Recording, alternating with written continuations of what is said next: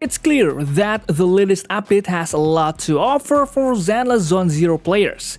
It includes the introduction of two very unique characters, Sid and Orphie. I have to say both characters are pretty interesting, but the three characters that are going to be released in the upcoming patch are equally cool guys, namely Lucia, Yidhari and also Manato. These three characters each have their own unique kits that are definitely worth trying out. Oh yeah, I've also heard the rumors, and it looks like Soldier Zero Anby and Harumasa will probably be on the banner in the next patch 2.3 as rerun banners. Just so you know, these 5 characters are in the latest version, which is coming out on October 15th.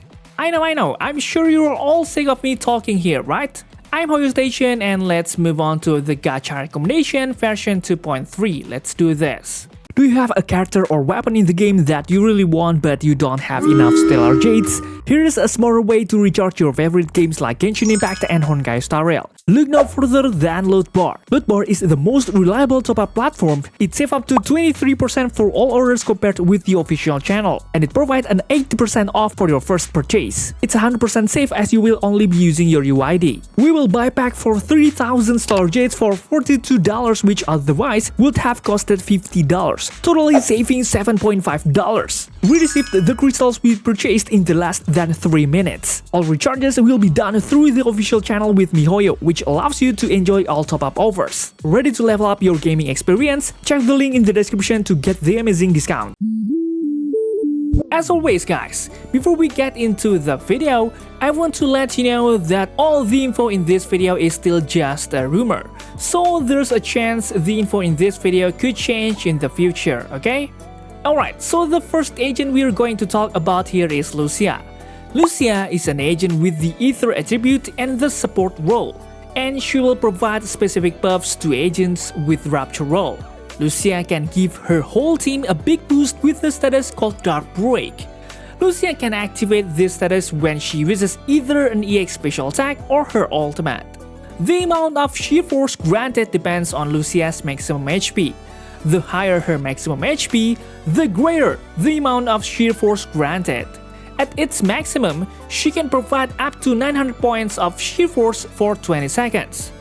Although the sheer force boost she provides is not significantly different from the buff from Paninhu M6, which can provide 720 sheer force, this effect is clearly very useful for DPS characters with the Rapture role, such as Xwen or Yidhari, who greatly need the sheer force status. Lucia also has a signature kit in her ultimate section guys. It can deal huge damage to enemies while creating a zone that can heal teammates. This ability is similar to some characters like Paninhu and Asriao, who have similar abilities. Lucia's got another power up her sleeve. If a teammate has a Rapture or Stun role, Dark Break will give all allies an extra 30% critical damage boost. Isn't that interesting? So the question is Lucia worth getting in the upcoming version? To be honest, the answer depends on the character you have.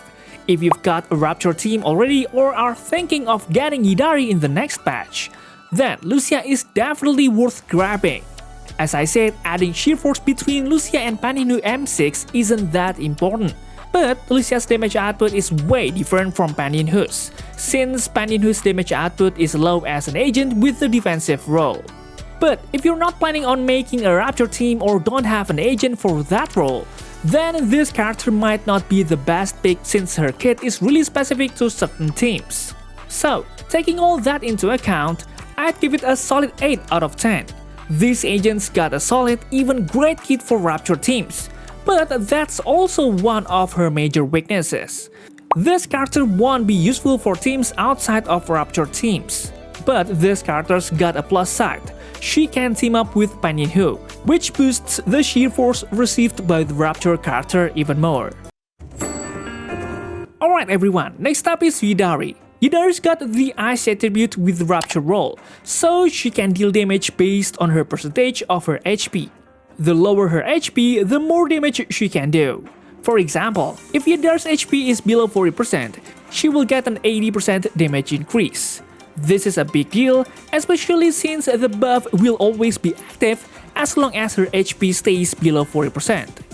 We should definitely start by thinking about how she will survive, especially since some of us aren't that great at dodging enemy attacks. She's got a kit that can restore her HP when she uses her basic attack or EX special attack, which is pretty interesting. You could say that Yidhari is a pretty independent agent. She can deal damage and heal herself with her own kit. Yidhari also uses a point system called Adrenaline, which you can get through her core passive. This Adrenaline can be used to launch her EX special attack, which can deliver a deadly blow to enemies. It's got two versions of the EX special attack. Both need Adrenaline to activate and deal ice damage. And uniquely, she will restore 33% of her lost HP. So here's the big question. Is Yidhari going to be a game changer in version 2.3? If you look at her attributes, you will see that there are already quite a few agents with ice attributes, like Elenjo, Hugo, and even Miyabi, who is still a meta character in this game. So, whether it's worth it or not really depends on the state of your accounts. This character will be a great addition if you don't have a lot of ice attribute DPS characters and you are interested in building a Rapture team. But on the flip side, if you already got a bunch of ice attribute characters and you're not planning on building a Rapture team down the road, this character might not be worth it. I'd give this character a solid 7.5. This character isn't required, but it's a bit tricky to use. You have to keep your HP low to maximize her kit. This character won't be the best for players who are having trouble with their skill, especially when they're up against some tough enemies that can do a lot of damage, guys. But if you're thinking of getting Lucia, who came out at the same time, I'd say it's pretty useful to use her since she can heal her team's HP. That way, Yidhari won't have too much trouble taking on enemies while keeping her own HP up. After talking about the two limited characters released in version 2.3, we will briefly mention Commando Manato, a rank A agent who will also be released in the same version. Commando Manato is similar to Yixuan and Yidhari in that he has the role of a Rapture, but with the fire attribute. Manato's role is similar to Yidhari's, and he has a kit that's pretty similar to hers. He has a mechanism that can adjust his HP. You could say Manato is like the A-rank version of Yidhari, meaning he's the little version.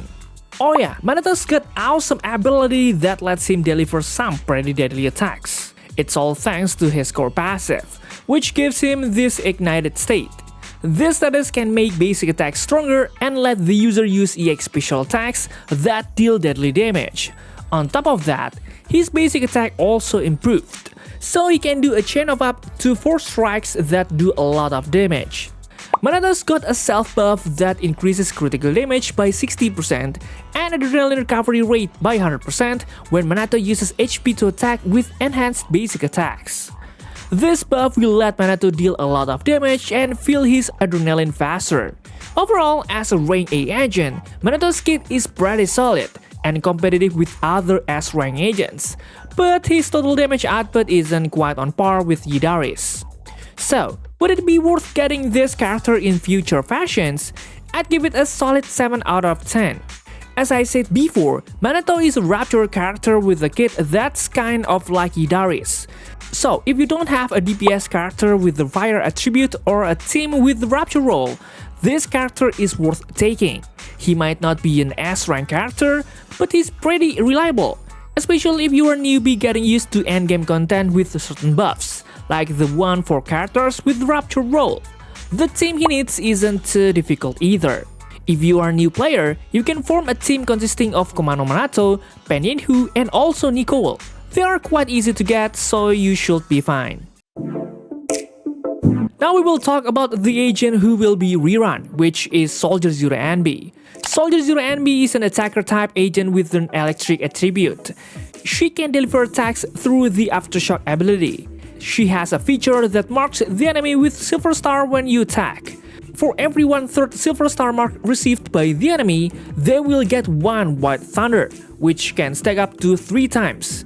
If you use a special attack, the enemy will get an Aftershock attack and use up 1 White Thunder. So the main way Soldier Zero Anby can cause trouble is through the aftershock attack she triggers whenever an enemy with White Thunder gets a special attack. With this mechanism, Soldier Zero Anby will have a very long on-field time, since she has to launch attacks to fill the silver star marks on the enemy. The gameplay is pretty straightforward. We just have to collect the White Thunder on the enemies and then launch skill to trigger the aftershock. You should know that her ultimate and EX special attack can fully charge the silver star. This means the enemy will immediately receive 3 White Thunder, which can automatically trigger up to 3 aftershock attacks on them. This effect will be very helpful if you can effectively utilize her ultimate and EX special attack. I was looking at the data from Pride.GG, and it looks like Silver Soldier Anby has a usage rate of 22.3% in sheer defense and 33.6% in deadly assault. After looking at the data, I'd say that Soldier Zero Anby is still a solid choice for the endgame content in the current version. She might not be the absolute best DPS, but it's still a reliable option. The question is Soldier Zero Anby still worth getting in the 2.3 rerun? I'd give it a solid 7.5 out of 10. This character is actually pretty great. If you're looking for a DPS character that's simple and easy to use, this is a great option, guys.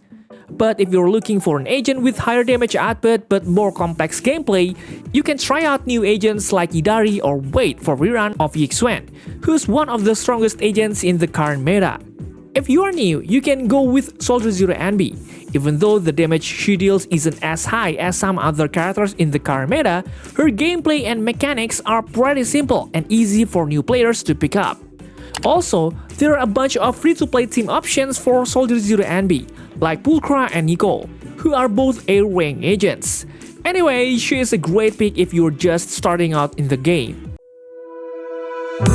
The last agent who will get a rerun in this version is Harumasa.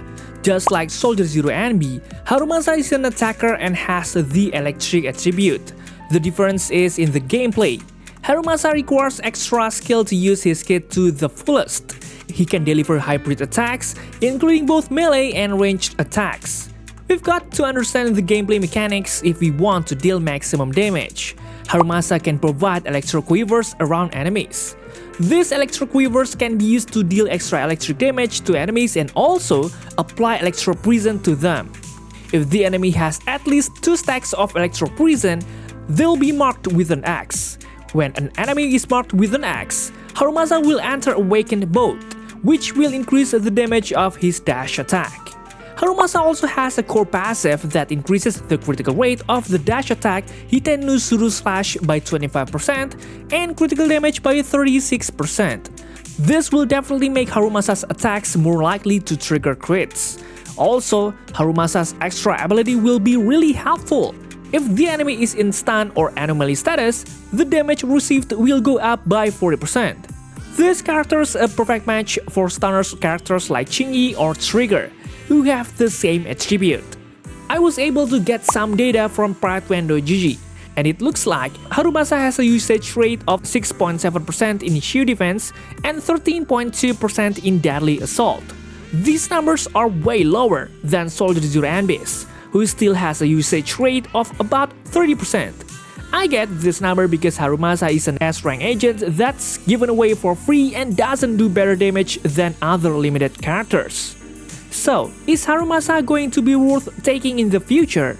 To be honest, I don't think this character is worth picking in the future. Most players who have been playing since at least version 1.4 already have this character because they were given it for free in that version.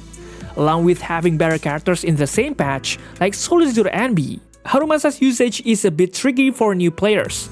So once again, I'm not suggesting you take this character. Alright guys, that's likely all for this video. Who you would like to choose in the next version? Please leave any comments down below and don't forget to check out my other videos because they are just as cool. Thanks for watching, stay safe, stay healthy, and see you in the next video.